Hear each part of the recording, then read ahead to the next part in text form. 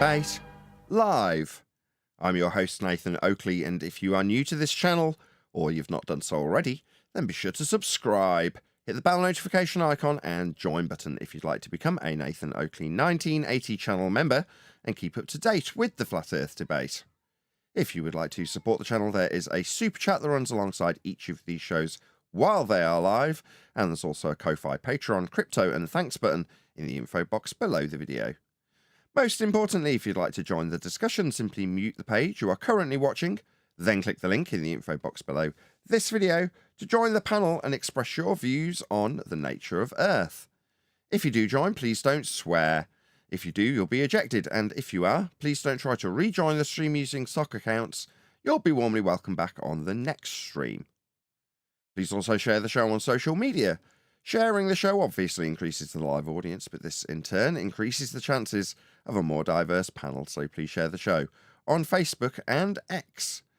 Now we are joined by Refracted Curvature, Sensual Goat, Eli, Brian's Logic, and a whole bunch of people in the Flat Earth Debate Discord server. So welcome one and all. Hello. Good morning, folks. Good morning. Oh, wow. It was amusing me so much how they're trying to exclude mass from fourth dimensional pseudo-Riemannian space-time bending to incorporate a completely different geometry of Newtonian mass attracting mass by eradicating the base principle of mass, whatever that is. And in so doing, I forgot to pause the recording. I normally like to pause the recording so that I don't have the intro playing for no reason. So there we go. I accidentally got half an intro in because I was distracted. So we've had people blowing drinks out of their nose with amusement in the pre-show, and some interesting revelations in terms of squaring the circles that are gravity. There we go. Check out the pre-show if you're a member. Speaking of which, any scientific evidence of gravity? Would you accept space-time curving? Show it me. Then show me the scientifically validated cause for that effect you're about to show me. I can't show you any of that. What I can do... That's no good. Stop. ...is no, accuse you... No, that's where it ends. I can accuse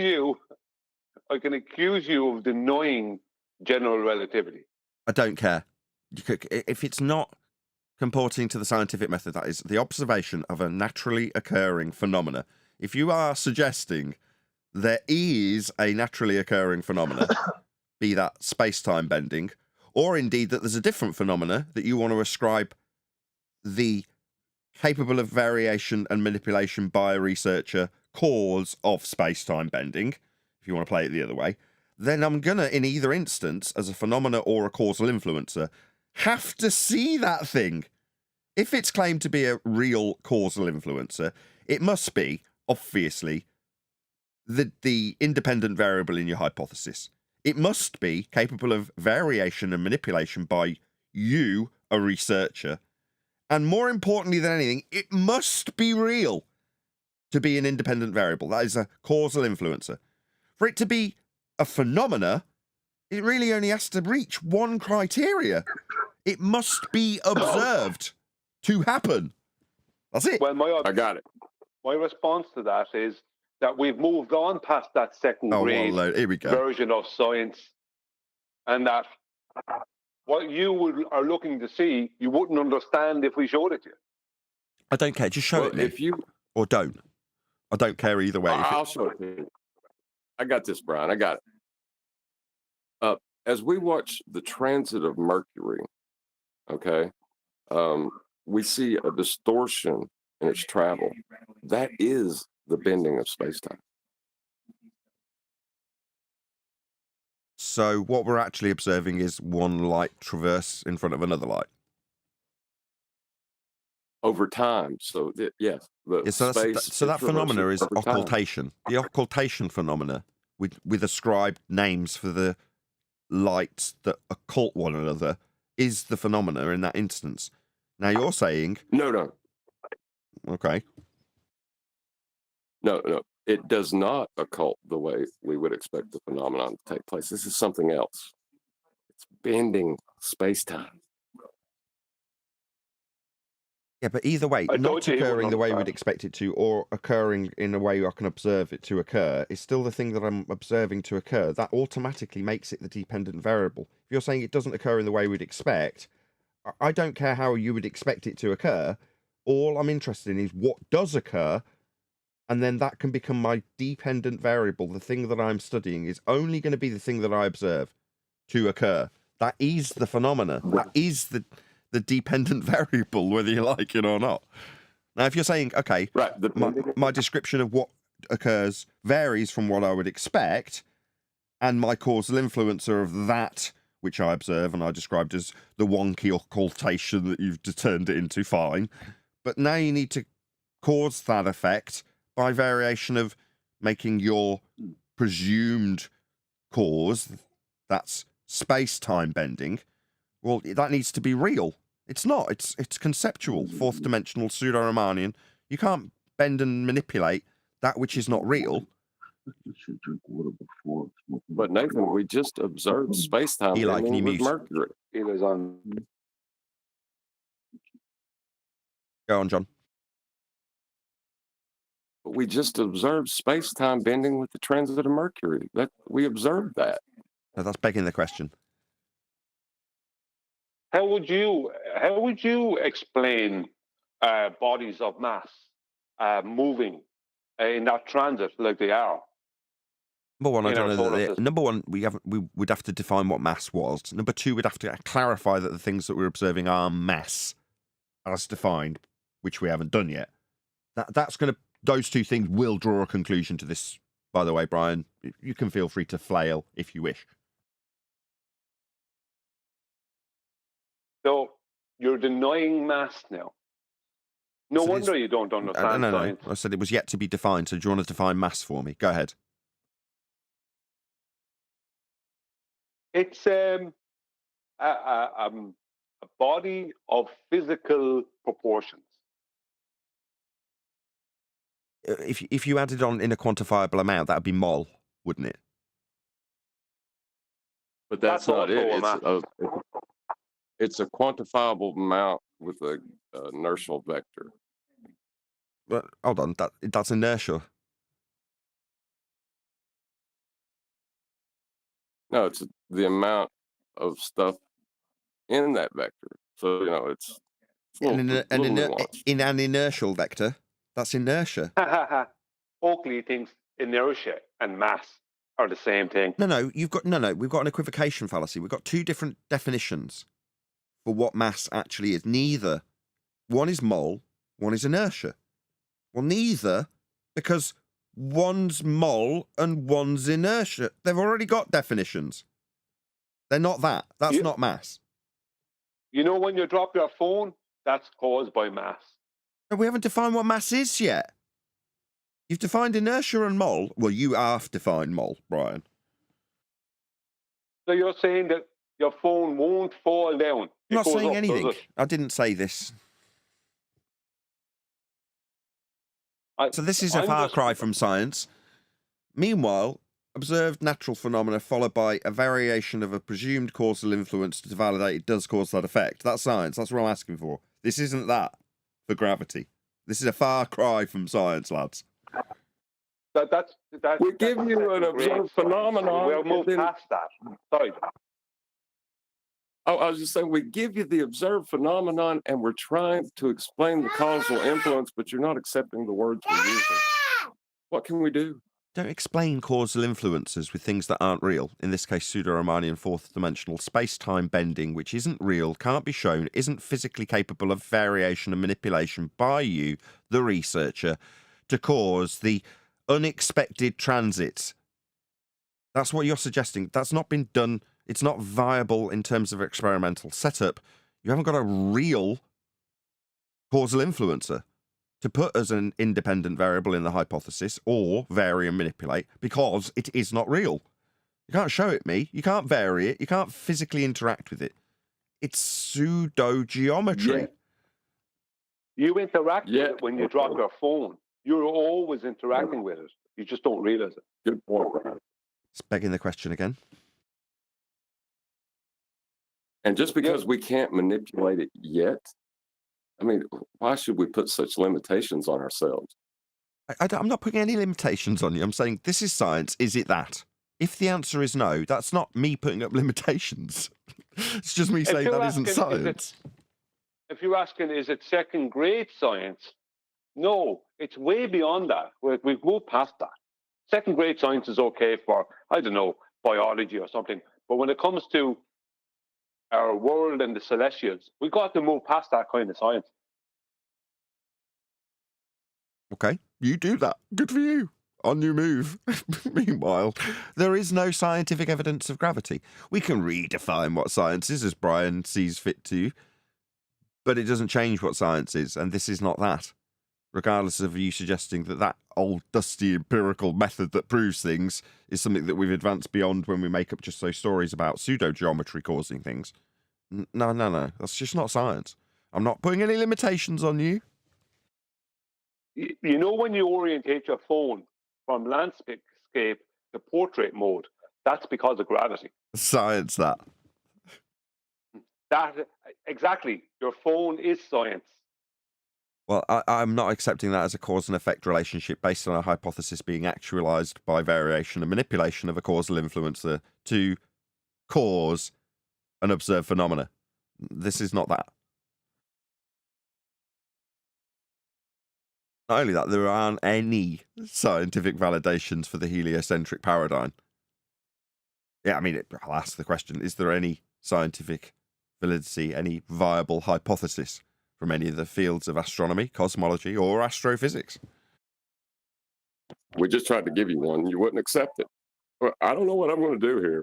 Just give me a Why won't phenomena you that's been accept what I'm validated by causal influence and manipulation. That's what I'm asking for. That's science. Give me that.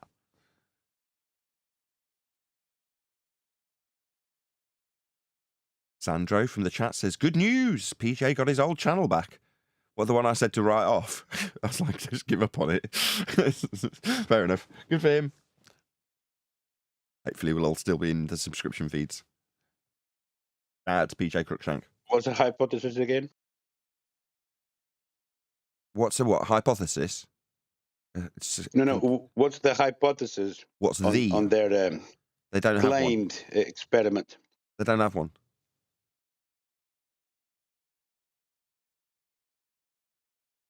During a solar eclipse, there will be a star disposition from where it should be, proving the curving of space-time. Where it should be is based on the extrapolations based on flat Earth measurements in the first instance. That comes up with a paradigm known as heliocentrism. Based on that suggested pattern for better prediction of the positions of the stars, that system gets it wrong. And you're saying because that system gets it wrong, that's a phenomena. Because it isn't where you were expecting it to be. No. I can't keep going down this road. Fun, I mean, though. I've tried helping you. There's just no helping you. You're stuck in an old, outdated version of science. You don't understand how the progression of science. I just can't do this. This isn't science. You're in a category error. Brian, let me handle this. It's obvious that he's not wanting to listen. I'll try to step it back and slow it down a little bit more. That transit, right, is a horizontal movement between 2 points. And there's an apogee and perigee, and that'll give you an angle of transit so that you can adjust your orbital plane to the plane of reference, okay? When it doesn't follow the path that we've tracked it for, there has to be something causing that.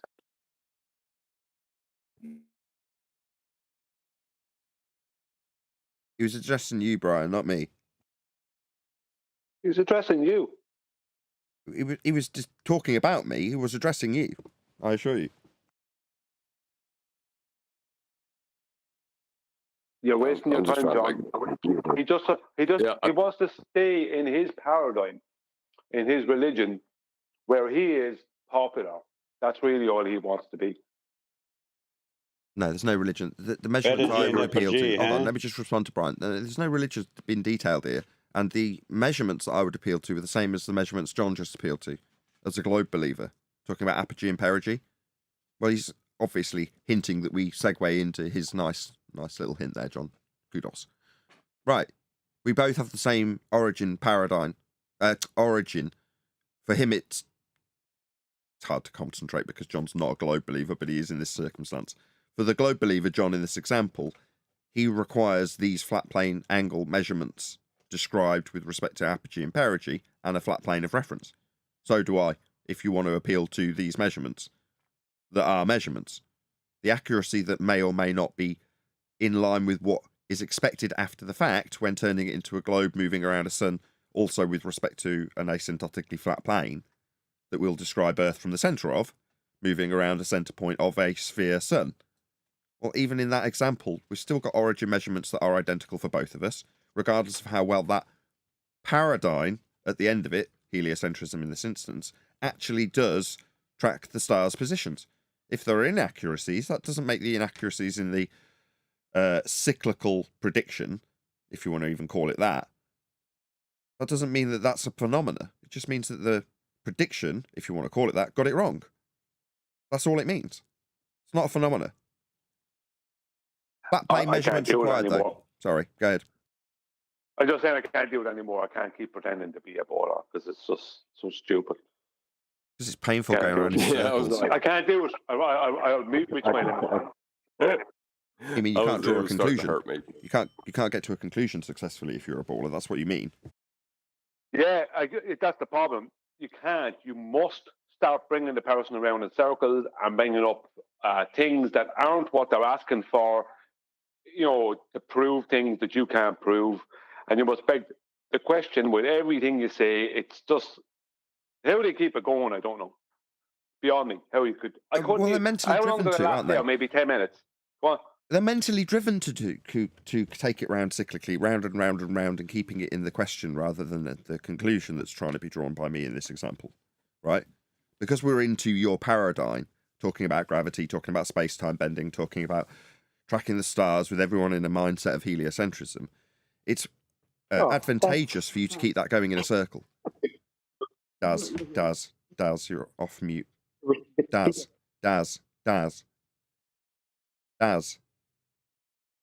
Daz, have you just joined, opened your mic and walked away? Daz, hello? For the love of Jesus. Sorry. No worries. Did it yesterday, which is why I'm a bit more short with him today. Anyway, he's gone on local mute. Jolly good. Yeah, it doesn't matter if it's of detriment to have the conclusion piped up from the flat earther, who everyone considers stupid anyway. So long as the circular argument, which is within the heliocentric paradigm, in this case gravity-based, so long as that keeps going round and round and round, everyone's constantly talking about gravity. It's wrong, it's right, it's wrong, it's right, it's wrong. We never get into a conclusion that takes you away from that paradigm, so long as we keep going around in circles. So when you say you find it difficult, Brian, cognitively, it is, in most people's understanding, to their advantage to just keep going. Reassert, rinse and repeat. I really could not do that. I mean, I lasted maybe 10 minutes, if even that. And I was even at that poor performance. It's like when something is wrong, or you can't define something, or you can't prove something, you can't show something. That's it. It's over. I mean, why is there a need to try to go past that? I don't know. But obviously, as you said, they're driven. They're driven past that point to continually do this for years. Quantum Race has got a show tonight, QE Live, which is at 7 p.m. UK time, 2 p.m. Central. So be here or be Sphere on the Quantum Racer YouTube channel. Typically, I don't give him a shout out. I forget on a Tuesday. But Divergent Droid doing a fantastic job as ever. Has posted a link to Quantum Racer's channel. He doesn't normally post the link to the live stream till a couple of hours before he does actually go live. So there you go. If you're watching now, there's 79 people watching currently. Also, please share the show if you've not done so already. Has he finished covering the 1724 show or one with Witsit? No, not yet. I feel I don't want to go on there. I don't want to go on a show where he's talking, where I'm also talking. It just gets confusing. You know what I mean? Yes. Yeah, well, in that respect, I'm quite pleased that I've avoided some of the ballbusters where it's being covered, because when I have joined and I've listened back to the show, it does get a bit confusing when I'm responding to myself and what I've said in the moment. Now, we did let's not call it a dress rehearsal, QE might get a bit uppity with me. We were reviewing prior to doing a live show on Witsit versus Brian. So when we do get back into ballbusters in a fortnight's time, so a week on Saturday, basically, then yeah, I think we'll be by then on to that video with Brian. I don't know if QE's intending to cover that or not. Certainly, like I say, we were reviewing it yesterday, and it certainly had a lot of laughs in it. Is that the one where I was over on Witset's show with him? It's you and the Hammer, I believe. Oh, that one. Oh, that's a different one again. That's from last year, I think, or whatever. Yeah, that one needs a review. There's a load of stuff in that. And you were having to listen to it with QE yourself, were you? Yeah, so just before we got into doing book editing yesterday, they were, Adam included, hey Adam, covering it. I thought you were there. For some of it, I wasn't, no. It was more for laughs, Brian. It wasn't like no, actually, Nathan. Sorry, John. Yeah, we were just kind of looking at it for laughs, because the amount of contradictions and everything, like, it was just gibberish coming at you, and you were trying your best to make something out of it, and it just wasn't possible. The one we were listening to yesterday was actually not the one with your man, the Hammer. That was actually from a year before that, when it was over on Witset's show. Oh, okay. For a yes, conversation. I do recognise. Yeah, the format was slightly different. Yes. Yeah. So there's two of them. I just tried to talk and have a conversation, which is not the same as a debate.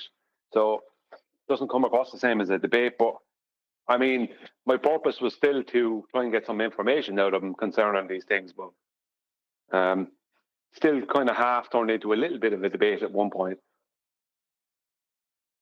But yeah, that's what, and I think that's why none of us were trying to be hard on you or anything. It's just he was saying things to you that had no meaning, and you were trying to have a conversation with someone who was speaking gibberish to you, basically. Yeah, it was difficult to have a conversation when I was asking. See, the problem is when it's not a debate, and this is kind of where that actual thing did kind of turn into a little bit of a debate on his side, his end more so, is because when you're trying to have a conversation and I ask you something, it's harder to waffle off a heap of rubbish to someone in a conversation, because you have to give a certain amount of mutual respect.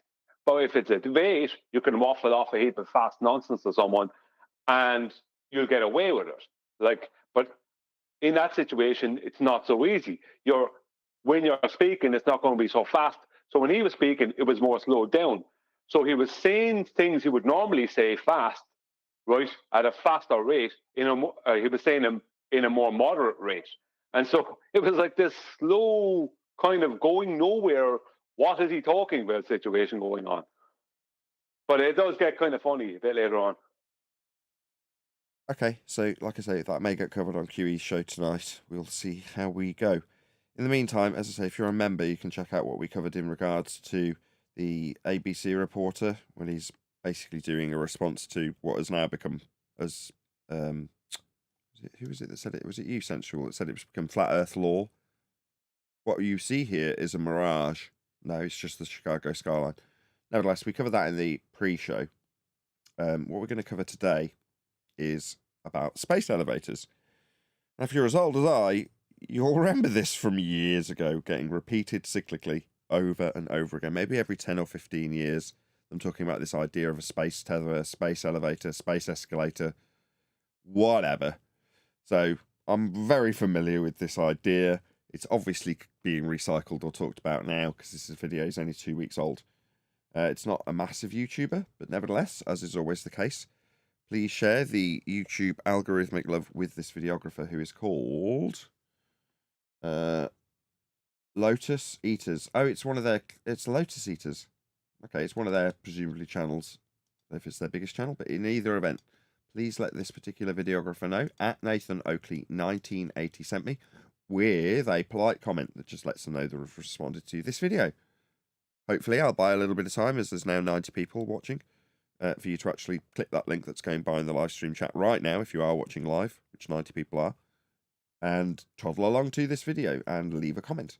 And just, as I say, all one word, at Nathan Oakley 1980 sent me. And don't swear, don't be impolite, just leave something that won't immediately get wiped out by the YouTube bots or by the videographer, him or herself, when they respond to it. Hopefully they'd put a link to my video, the whole idea of doing this. If LotusEaters were to put a response up, hopefully they'd put a link to Nathan Oakley 1980 to return the favour.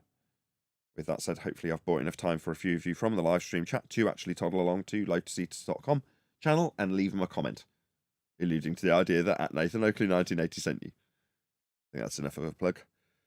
Right, let's get into it. Moons, or is it just Deimos that is the case? Their position relative to their planet beneath is such that it's always the same 2 bits that are closest, so you can build a cable between them. Is that right? It's that they're low enough mass that they're low enough mass. Avoided the question and gone on to the mass. The measurements with respect to a flat Earth, though, isn't it? Straight whistled past it immediately. Let's see if he comes back onto that. Interestingly phrased question. That we could conceivably move them without building rockets that are comically large, but high enough mass that they could serve as useful anchors. They're not. What's mass? Do you want to define these terms? In the perfect orbit, but they're orbit. All right. Well, you'll need a flat plane to describe that in the paradigm of heliocentrism. An orbit is described from a plane. If you're going to put things in orbit, first and foremost, you're going to be describing it from the center of hell, at the equatorial plane. You're going to be in a ball to describe orbits. Why? Well, because you've devised the sphericity of a planet to put in orbit from flat Earth angle measurement derivations in this system called heliocentrism, mathematics only. We're not in a ball. We're not in an orbit. And to infer it mathematically requires you measuring an Earth that is flat. Low enough mass that we could maneuver them if we can generate fuel on them.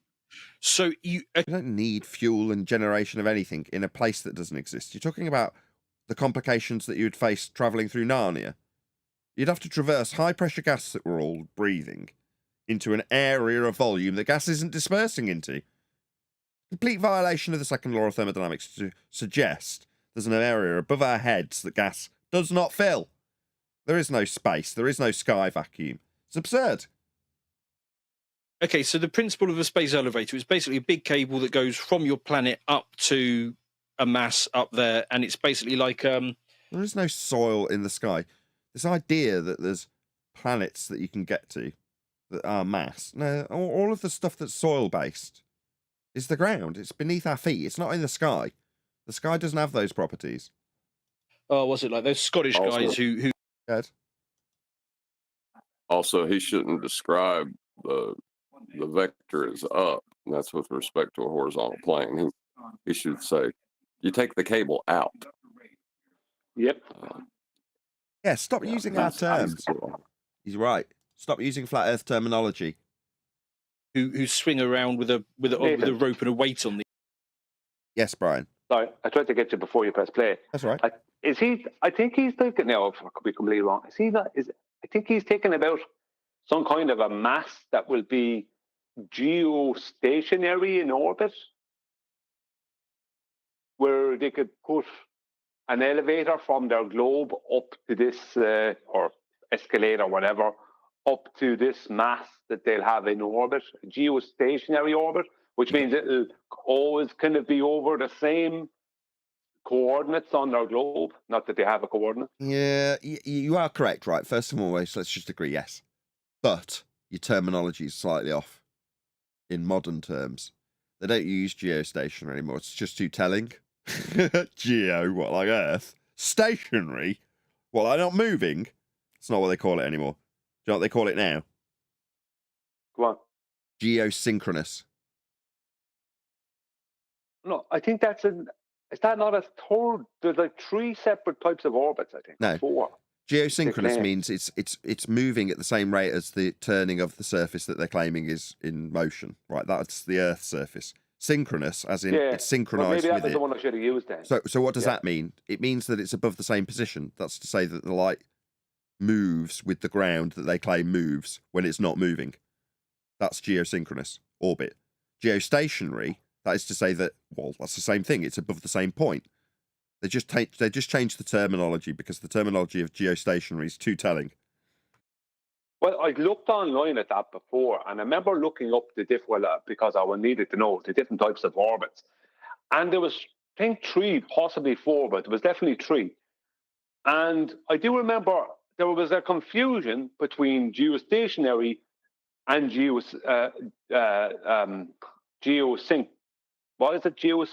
Geosynchronous. They're the same thing. Synchronous. Yeah, Geosynchronous. geosynchronous and geostationary, the same But thing. they were trying to make them out to be different Right. from what I was reading. So I don't know. Maybe I'm wrong. Maybe I'm wrong, but I'm pretty certain that they're the same thing. Well, they do tend to confuse things, don't they? Anyway, so it's possible that they actually are the same thing, but the people who are talking about them just confuse everyone because they don't know they're the same thing, or they're purposefully confusing people, which they do.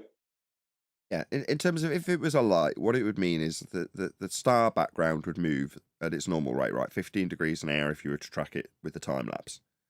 Okay, but this doesn't move. It stays above the same position. That's all it means. No worries. Thank you. I think the difference, Brian, the difference you're talking about is geosynchronous means that the bottom of the satellite will always point towards the center of mass. Geostationary has it in a fixed position where it's stationary, but it appears to have a turn, which is escaping my mind now. But yeah, they are slightly different, but they're both above the same point. Okay, so in one aspect they are the same, but there is a subtle difference in terms of terminology about the movement of the object itself might be turning, whereas if it's geostationary, it's pointing straight down for the sake of argument. No, geostationary means that it would be fixed in space and it would appear to be turning to us because that's what I thought. turning. Yeah. Okay. And so I am wrong. It doesn't make sense. So it doesn't. So I'm wrong. I don't like either of it. Is that, and one, and the other, I think that's what I was thinking about it too. One of them is geosynchronous, and the other one is geostationary, and there's a third one again.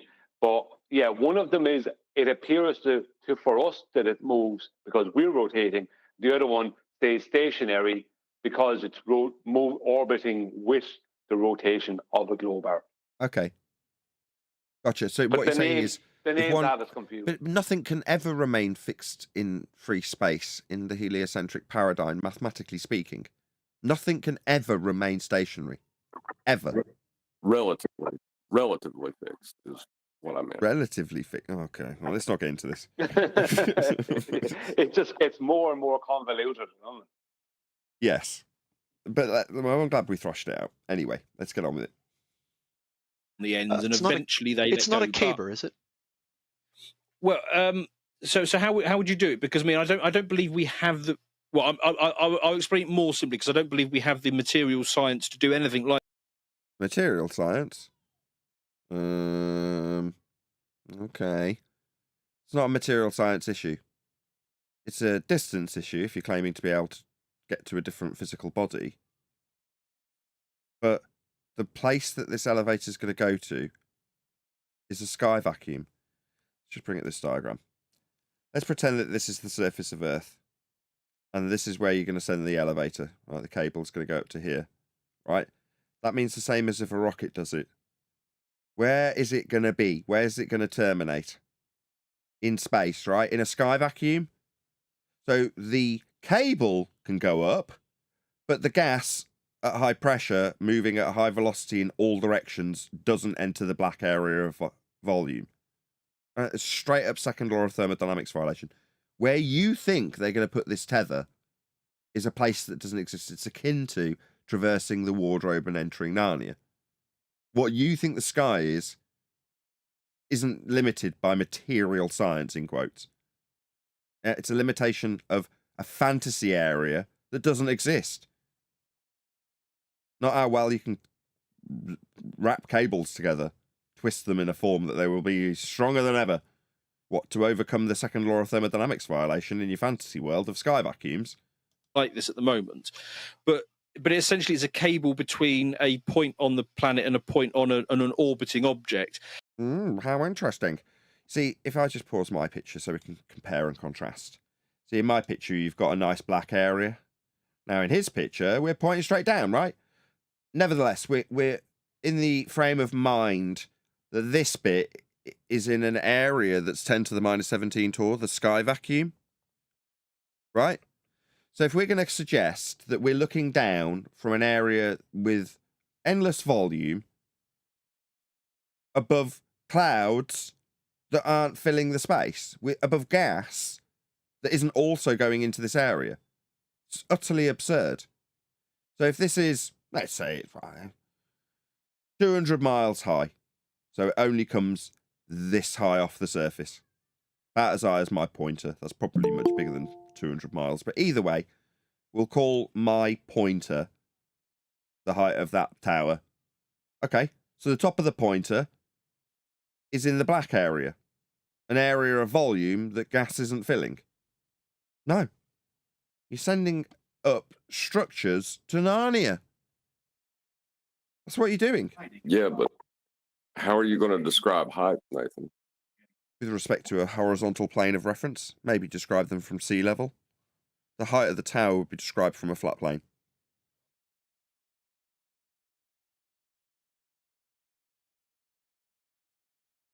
And that orbiting object has to be in the right orbit that it...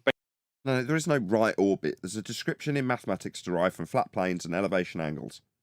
To stars. There is no such thing as an orbit. Maths. Now, you have fantasized this into a paradigm the church has taught you as real. It's not. basically stays in the same relative position to the planet. Have I got that right? More We're on a planet. or less, yes. Okay. No, we're not on a planet. That's a church rhetoric for better predicting positions of stars based on angle measurements of the stars off a flat plane. We're not on a planet. Even if you were in your fantasy world of delusional sphere surfaces to stand on, what you've just described, sir, is orbits. No, they're not described from a surface that's spherical. They're described from within the centre of the sphere. That's where you describe orbital motion from. In hell. We're not in hell and we're not in orbit. We're not on a sphere. There is no sphere. There's just planes of reference that we describe with angle measurements from it to create these terms that you reify into existence. We're not on the maths of sphericity or in it to be orbiting. What's interesting, you say the material science, though, because the material science requirements are dependent on the body. If we can just get the material science for the fur coats, we'll all survive Narnia. It's a material science issue, isn't it, gentlemen? We just need to figure out how to get the coats of a sufficient tog. Well, if we, instead of using the word engineering, we use material science, it makes it sounds more heliocentric, it sounds more fancy. You know, we just need to get the calculations right for the materials. Once that is all done, you know what I mean, we will be able to then figure out the exact type of orbit that it will need to be in and at what altitude it will need to be at. But we'll also have to figure out exactly how far up the elevator can go, you know, because, you know, with pressure and stuff, you know, these kind of things. So, you know, it is possible to do, I think, in the future. You know, it is possible. Yeah, we just need the material science to raise the, you know, tensile strength and tog values of these coats. And then we can traverse the wardrobe and get to Narnia. It's just a question of time. Yeah. And material science. There is no Narnia. There is no space. It's not a material science issue. What is this material science? Do you just mean materials? Yes. So for some bodies, they're simply not. It's not practicable. Venus rotates so slowly that you would need to place that cable comically far out. Out. So you've started using the terminology correctly now. minute ago it was up. Out is in the maths of orbits described from the center of hell mathematically. There is no way you can do this. You can only describe it mathematically. It's absolutely sad. Within the reified conventions of heliocentrism, this guy is now questioning the material science of travelling to Narnia via sky vacuums. How absurd. It would need to be comically If strong. if I use technology to count the amount of passes the team and the white make, and you use better technology to count the amount of passes the team and black make, and we'll definitely get it right, Nathan. We won't have to worry about the dancing bear. Don't know, but he's going to see the dancing bear if we're all doing a bit of maths. I mean, if you're calculating how much togs we need and Brian's calculating how much tensile strength we need for these coats, no one's going to notice that there isn't a wardrobe or a place called Narnia. Just keep working on the tog values and the tensile strength values and discuss whether or not they'll be sufficient to survive the snow. Well, once the hinges on the wardrobe door hold up, and they should do that, everything should be successful. It's getting the right metallurgy values, because back in the 1700s, when the wardrobe that did work had hinges, they worked because of the series of metals that were available widely at the time. But we can't quite get that technology back. It's dead now. You know, we've moved on in terms of technology, but we can't just resurrect that technology. You know, we had it, but we destroyed it. Yeah, those hinges, the metals that those hinges are made from. Go on, John. You know more about the hinges. He knows more about door hinges. Go ahead. You just said mythology. Yes. We're having an issue in our development. There's an amount of heat that needs to be applied under such a low pressure that we're having a hard time recreating that pressure in a laboratory situation. So it's really up in the air at this moment. Sorry. Well, as I said, we had that technology. We had it in the 70s, but we destroyed it. It's a big job to build it back up again. We'll get through the wardrobe, though. We'll get those hinges fixed. We've got the coat sorted. If we employ the powers of Dr. Tony Purcell, I mean, he's got a lot of experience in the wardrobe. He surely should be able to help us with the hinges. I know we can't get those same metals as we once had, and we might need to use maybe virtual hinges this time, but it is possible to do. I think in the future, it's someone that maybe we will be able to do. Or we could ask. Absolutely, Brian. Dr. Absolutely. William. Mythology is making huge steps. Well, there's a Narnian expert. It's Dr. Brian Penis, I think he's called. Something like that. Or Cox. I forget his name. But he's a Narnian expert, and, you know, really he's focused on, you know, the challenges that we'll face based on the seasonal changes with these coats. Obviously, you can't have a big, massive fur coat that you just ditch because over the border, 300 yards away, it's full-blown summer and there's a lion talking. You know, if you're with the witch and eating Turkish delights, you need that coat to survive all seasons.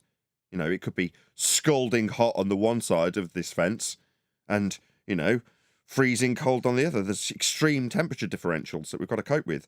And like I say, Dr. Brian Penis wants to focus on these extreme changes in the, you know, design and manufacture of these coats. And I think he's got a good point. We should really focus on these extreme differentials that we experience in Narnia. Like I say, we did obviously traverse the wardrobe and experience these temperature differentials previously, but we had that technology and it's gone now. We destroyed it. And it will take a long time to build it back up again. Yeah, I agree. I agree too. It's true then. Narnia travel is just around the corner. I mean, the issue of the dust cloud in the wardrobe, that is a bit of, I'm not going to say that's not an issue, but how they dealt with that the first time was they didn't know it existed. They gave that a name. It's these funny like fish-shaped belts that they have on loops in the wardrobe. As you walk through, no one ever notices the belts hanging up. They call it the kipper belt. Right. Well, see, yes. the thing is, in quantum mechanics, if it's not observed, then it doesn't manifest. We didn't see it before. It had not manifested. Now that we know about it, we have to do something about it. Well, we've known about the Kuiper belt for a long time. It's just we've never utilised it, and no one hung them up in the new/old prototypes with the old technology and the old metallurgy and the old door hinges that haven't quite been finished. But we have got the Kuiper belt hung up. That's all been sorted. We know about the Kuiper belt now. They didn't have to worry about it when they first went through, but now we know about it and we do worry about it. In either event, shout out to FE Patriot. Forget the hinges. Carrie Alice is a bigger issue. Okay. Well, it is a great concern to all of us. The Carrie Alice effect is a big concern. Now we when just you're need a traversing time roads. machine. Go ahead. Thank you for the super chat, FE Patriot. $100 too. Big spender. Thank you so much. I was going to say, we just need a time machine now for somebody to go back and unsee it. Therefore, it won't manifest. That is an excellent idea. It is indeed. Right, should we get back That's to the kind of minds we need on this project. Now we've descended it far enough into fast, I think we'll get back into a little bit more from the video at LotusEaters. Or I'll do a call to action. If you haven't done so already, please let LotusEaters know at Nathan Oakley 1980 sent me with a polite comment that doesn't immediately get eradicated by either the YouTube bots or the videographer themselves. The idea being that they would actually leave a response video and comment, or link to my video in their comment section if they were to make a response. This is the second time we've covered LotusEaters, albeit on different channels. So like I say, if they were to respond, I'd hope they put a link to my video. But in the meantime, if you are watching live, please go and let them know there's 100 people watching. I'm sure they'll appreciate the YouTube love, even though they're a bigger channel than us. So let them know at Nathan Oakley 1980 sent me if you are watching live, or indeed if you're watching after the fact. Hopefully one of my moderators will put a link if this is being premiered as opposed to live, as it is at the moment. There's a link going by in the live stream chat. Do it now. Atmosphere is difficult. The Earth is right on the edge of what we think is practicable, but the Moon especially is actually, the material science requirements are low enough that we could build it now. You could build it out of Kevlar and it would work. In fact... No, it wouldn't.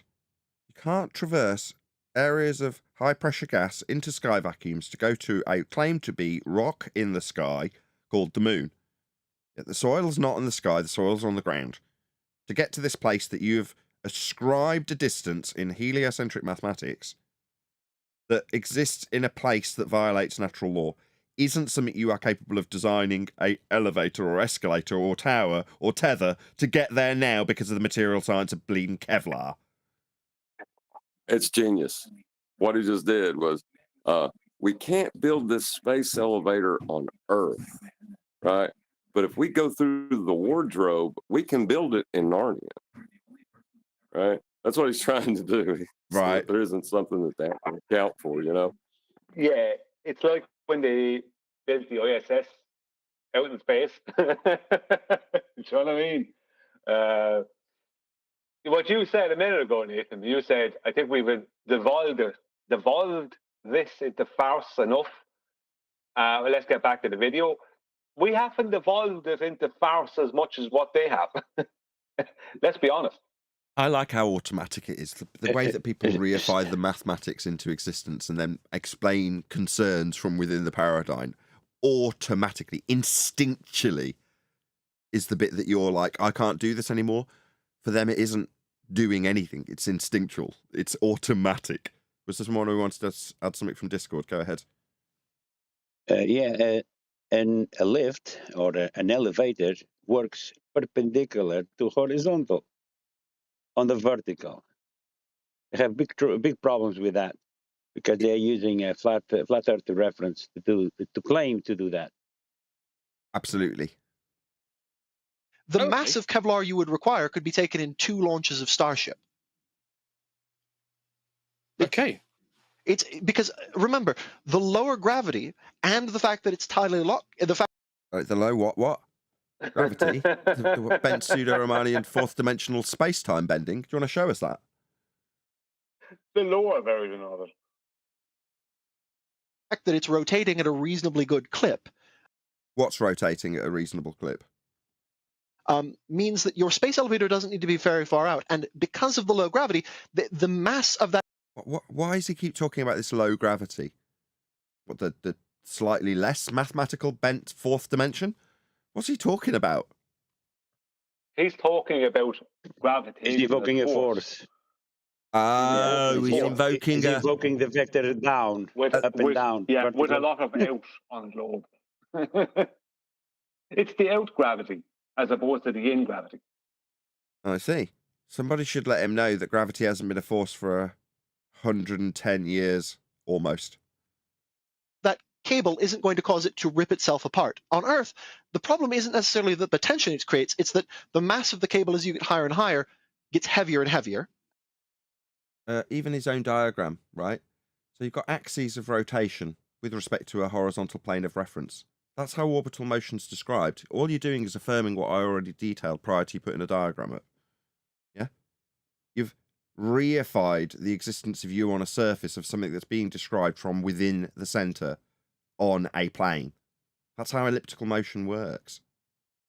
You muppet, you're not inside a ball. There is no orbital motion. We are not moving on a ball. That idea is derived from the flat Earth measurements that originate this system to better predict where the stars will be. And then you need to build it stronger and stronger but on the coats need to be thicker and thicker. They certainly do, sir. Sorry, Narnia is just on the horizon. Good. What they're talking about in terms of navigation would be a zenith. Yeah, this line straight down to a geographical place on the ground will be a zenith line, meaning 90 degrees to the surface. Yeah, in mathematics, you can only describe this as the zenith position of the elevator. It can only have a zenith if it's a straight line from the ground up. Yeah. Mathematically, you need a flat plane to even describe this conceptually, to engineer it. The moon, we have the advantage that Kevlar, a material we can already make in pretty large quantities, is strong. I suggest that this will now veer into the materials as the talking point for the majority of the rest of the discussion. Strong enough to do it. So what's the huge? Take us through the huge advantages of space elevators. Then they let you skip more and more of the delta V. More and more of the delta V gets skipped, does it? Delta V. Green energy.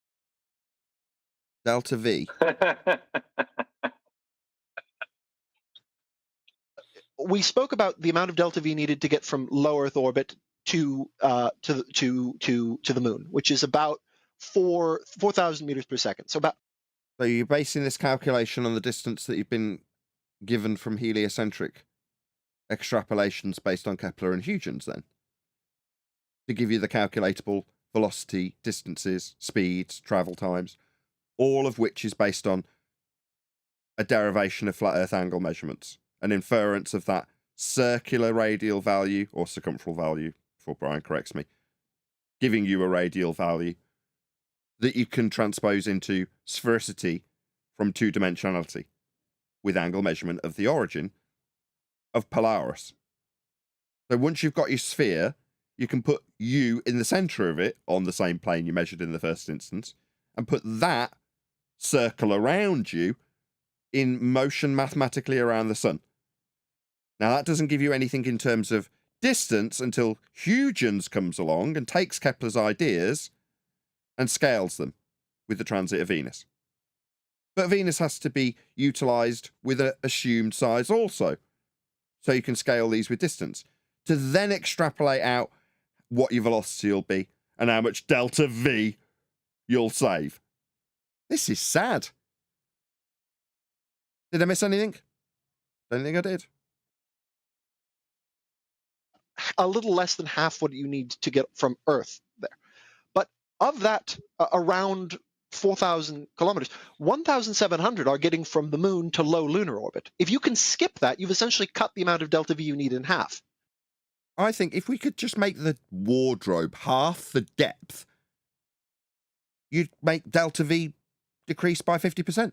You've only got to traverse half the distance of the wood in the wardrobe after the hinges. Am I correct? You would halve the delta V, would you? No. No, you would keep the wardrobe as is, but you would build a secondary wardrobe behind the wardrobe that would cut your delta V in half. But that would double the distance. How would doubling the distance halve the delta V, John? We should debate about this for a long period of time.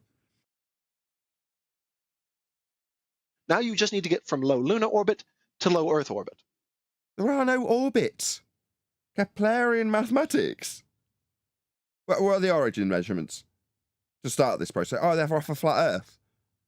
Well, that means you can't reify it into existence. You can't violate the base measurement in a principle you've reified in Keplerian orbital motion. And you're not in hell. And so the huge advantage there is that any system you have that lets you get rid of delta V is incredibly valuable because you're effectively shortening the distance. And it's about half of it that you take away, is it? Yeah, very near. It's a little. Half of what, Beardy? Did you not want to say half of delta V? How incredibly amazing. Look at his face.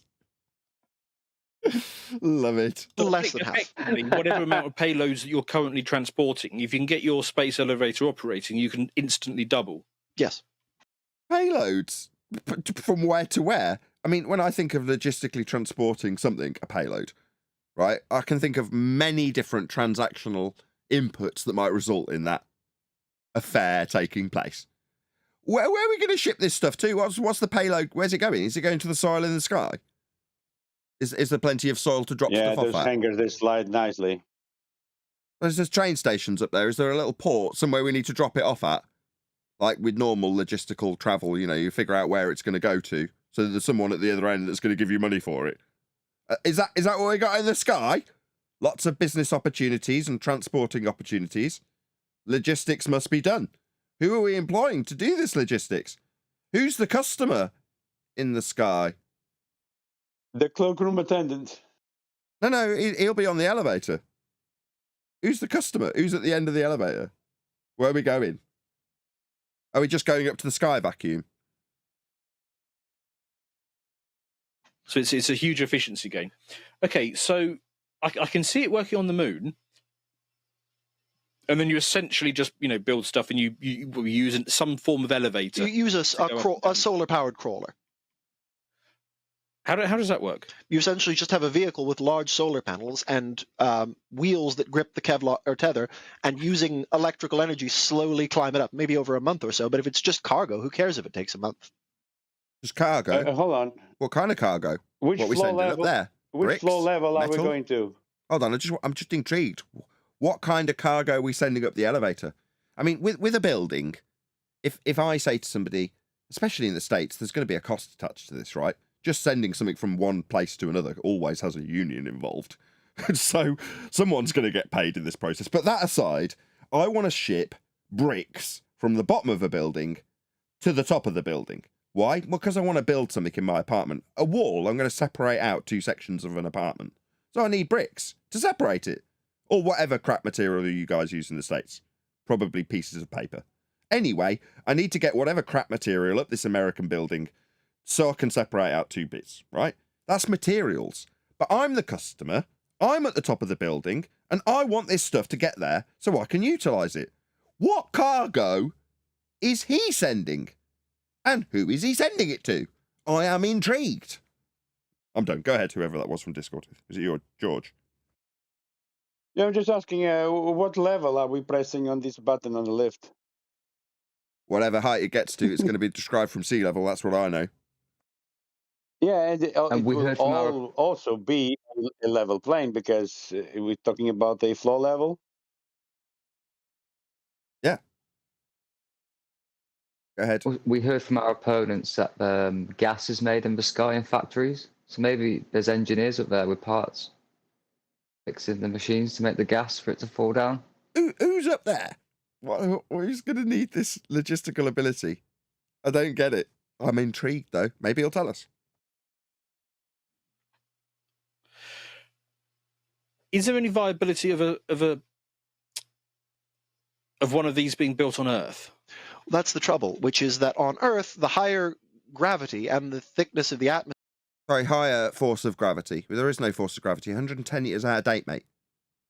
Were you not aware? What are you babbling about? Atmosphere means that you have to place it higher and build it stronger. We have a Atmosphere, oxymoronic sphere-shaped air now? few candidate materials that we could use. You've probably heard graphene is about the only candidate we have so far, because it needs to be both incredibly strong in tension and it needs to be incredibly light. So this would be forming graphene into what, carbon nanotubes, something like Yes, that? exactly. Which, by the way, Okay, Venus so- is incredibly well positioned to manufacture, given its atmosphere is made out of carbon dioxide. Yes. No. Why are you accepting this? Sphere-shaped oxymoronic gas around a sphere-shaped, presumed to be rock, in a sky vacuum after deriving flat Earth elevation angle measurements into a mathematics where you are in the center of a ball that moves around the sun. It's all nonsense. You've taken your reification so far that you're describing oxymoronic sphere-shaped air on these rocks that you think you're going to be traversing sky vacuums to get to build nanotubes based on graphene. Yeah, we're going to have 1 million men lined up against a long pencil pulling off layers of graphene. Yeah, it sounds really scalable. Cheap too. If we did it on Venus. Yeah, the disappointment Yeah, in so your I- voice, Nathan, is what I get listening to them. I really enjoy the channel and the blokes on it. But the heliocentrism has captured their imaginations to the point where it's now a hindrance on their development and on their content. So hopefully this is the third time we've covered them now. You know, come on. Well, let's hope Cool. Sellotape get the contract to create all these nanotubes. I'm sure we could do it in the Lord of the Rings. I mean, Saturn. Well, actually, if we got graphene cracked, we solved that problem. We have solved that problem. You can extrapolate layers of graphene. It's just really time-consuming and expensive. Then that just makes Venus Well, even if we more create- viable. Sorry, go ahead. If we create the graphene production factories on the moon, we can have this space elevator up and running from the moon to an orbital fixed position with respect to the moon in hours. It'd just be that fast. And we wouldn't need any pictures of it being built or nothing like that. Was not only a gas station, but as a... Because if we got graphene cracked, you'd probably build almost everything out of it. Exactly. And to say nothing of the fact that if you can harvest silicon from the surface of Venus, you can make essentially... So this is it. This is what it all boils down to, right? Materials in the sky. If we can, drill into the sky? No. You're talking about gathering up materials, resources from the sky. This is the biggest blag ever. The resources are down on the ground. All, without exception, past experience has shown this. You will not mine the sky. every polymer that we use in plastics, including acid-resistant polymers. The chemistry is actually pretty simple once you've done it. And so Yes. Venus is incredibly well positioned to not necessarily replace Earth, but supplement it in the production of those things which are complex enough. Now it's not only viable, it's now a potential replacement for the resources that we have only ever experienced. No, you're gambling on mining the sky, you dumbass. This is utterly absurd. Nathan? Go ahead. In other news, I'm in Narnia right now, where the graphene production facility is building the second wardrobe. We are almost a third of the way complete. Just to give you Well, an update obviously, on that. production costs are much, much lower in Narnia. Yes, and with the bending of space-time, it's actually been 4 hours since I spoke to you about the graphene production facility that you just found out about us building. No, I appreciate that. I almost read your mind that the time dilation exploitation would be taken advantage of, and given that you've had 100 years to work on the graphene production, you know, they've all been layering up sellotape on these pencils and taking off layers of graphene, layering them up into nanotubes and building this space elevator. And then once you came back to tell me, you were young again, and you got 100 years of fruitful work from cheap labour over in Narnia. Wonderful, that time dilation problem. Not even a problem. Not even an inconvenience, really. Which are both complex and low mass, which you would still, you'd rather make them in space, but which you can launch from Earth for a while. But Venus has clouds of sulfuric acid, so you can... Does it? Oh my God. More resources in the sky. I see. So we've got rocks, we've got silicon, we've got graphene production, we've got sulfuric acid rain. Amazing place, Venus. This light in the sky. Get it off of Venus for lower because of its lower mass, and if you're firing from the cloud city, your delta V is lower. It's nearer the center of the solar system, so it's closer to everywhere.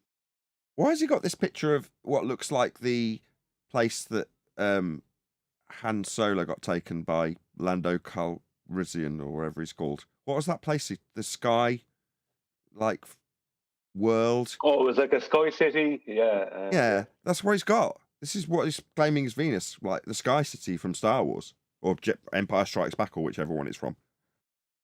But that's what they think is coming down the line. This is what these people actually think this is going to happen.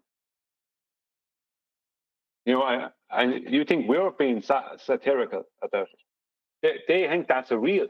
They actually think they're going through this wardrobe. Now you're getting it, Brian. Love it. Yeah. And it's got a huge amount of in situ resources in the atmosphere and potentially on the surface. They called it right from the start. This is what this is all about. There's lots of resources in the freaking sky. It sounds like it's going to replace Germany. Because Germany, something that's definitely real, has definitely been very fruitful in terms of producing things, could be replaced with the sky. Yeah, the sky could just replace Germany. Not at all absurd. The fawns could replace the entire German population in Narnia. Not at all unreasonable. Unless the Nazis beat them to it and did back after the war. Don't call the White Witch a Nazi. She does not like that. Because Germany is close to everywhere. It has a huge, what used to have a huge... And the sky? Well, that's basically everywhere. Amazing. Lights all over it at night time. All of those could replace Germany. Germany's not exactly close to Australia, is it? Definitely not. Close to everywhere. Like wire. I've always thought Jupiter, that could replace Iceland. Why not? Yeah. Who needs it? Who needs Iceland when you have Jupiter? Wales? Nah. Why do you need Wales? We've got Mars. Don't need Wales no more. Mercury. Mercury just going to replace Ireland. Huge steel industry, chemicals industry, vehicles industry. All available on Venus. Replace it all. Venus. Just keep selling your ice to your Eskimos, lads. Just keep selling it. All sorts of vehicles. Now, obviously, it's being deindustrialized, but... Yeah, Brian. Have you got the number of Hyundai Venus, by any chance? Give it a couple of years. It's just a matter of time, Brian. If only it behaved like Narnia. You could just go, you could watch the whole thing elapse, and then come home. I have... Just wait until it gets Uranus. That's replacing America. Effectively, what you're saying is... Sorry, just a second, Nathan. I have an image of somebody walking into a wardrobe and banging their nose off the backside of it. They're not going through it. Sorry. But the cars and the resources and the fawns and the cheap labour and the time dilation, it's all beyond that wardrobe. We've got to get through. We'll get the hinges eventually, Brian. Don't you worry. No, those researchers will eventually stop banging their head against that wardrobe. Refracted Curvature, reporting in from Narnia. Hello there. I'd just like to up-to-date you guys. We have actually found that Narnia is more fruitful than space as far as material science goes. And we found graphene microtubes growing naturally in Narnia. No way. So let's, yeah. Oh, yeah. That's fantastic news. Well, it won't be long. Won't be long at all. It's just around the corner. This is the Germany of the future. I think you could put it that way, yes. I absolutely say that Uranus is the America of the future. I would agree. Just slightly different, obviously. It's funny that Which they chose then Germany. enables you That they to- think, sorry. Go ahead. I just want to say it's political that they chose Germany because people will put up with it being Germany, us replacing Germany with Venus or Mercury or whatever, because Germans are always the evil guys in the movies years ago, and the Nazis were from Germany. You know, the Germans are always up to something. So yeah, we'll say Germany, no one's going to care. You know Saturn. That's their attitude. You know Saturn, that big fat planet, like huge, like obese planet. That could replace America. Just saying. To process the materials, like I say, on the asteroid belt, so that replaces Ukraine and Russia and China. You can, the whole new dynamic is opening up. So, and that's. I mean, when you do hear this crap, as much as we're making light of it, you do kind of want to shake them a little bit and go, "Hello, can you hear yourself? You're talking about replacing the fruitful, resource-laden places of this world based on a fantasy derived from measurements of a flat plane turned into orbital motion and a sky vacuum violating natural law where you think these rocks will have resources. And where are these rocks? In the sky. Somewhere that has literally never, ever, ever produced any resources beyond the air that we're breathing. Ever. But you're willing to bank on replacing countries with it, based on what your church rhetoric told you about rocket ships and nanotubes. My God. Listen to yourselves. Hello? That's why you call Mars a trap, because superficially it looks more attractive, but there's not an awful lot going. You're a sexy looking mofo right there, Mars. Oh, you can tell me you didn't so. It does look very attractive. But when you get to know her, she's not so good. Ah, don't be like that. Well, it is what it is. She's not a trad wife. Mars. Anyway.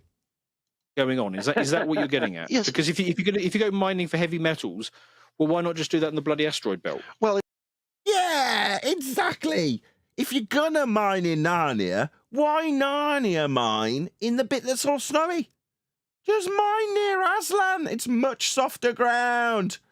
I mean, obviously, why would we mine in the bloody bit that's all iced over? It's just new. It's just stupid.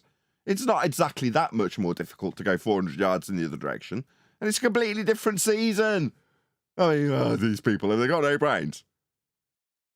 Mars not only is a trap for a lot of reasons. First of all, it looks like it should be the simplest to colonize. You know, it's a terrestrial planet, doesn't have a thick atmosphere. It doesn't have a thick, sphere-shaped air not dispersing into the sky vacuum, right? Oh, what a load of old nonsense. Right, I'm going to round out this live show. Any last remarks? Is there any updates from Narnia? I don't know. Over to our Narnia correspondent, Refracted Mr. Curvature. Shelton?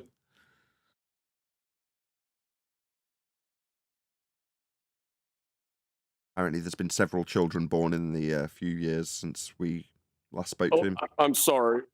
I'm getting old in my old age. I'm around 97 years old. Come back through the wardrobe. Come back quickly. Right, I'm going to round out. If you are watching this on either Nathan Oakley 1980 or Nathan Oakley Premiering streams, then stay tuned as there will be an after show to follow. Unfortunately, though, if you are watching this live, this is where we bid you farewell. So, another massive thank you to FE Patriot for smashing the super chat, and anybody else who liked, commented, shared, subscribed, joined as a Nathan Oakley 1980 channel member. Hit me up on Ko-Fi and PayPal and all that good stuff.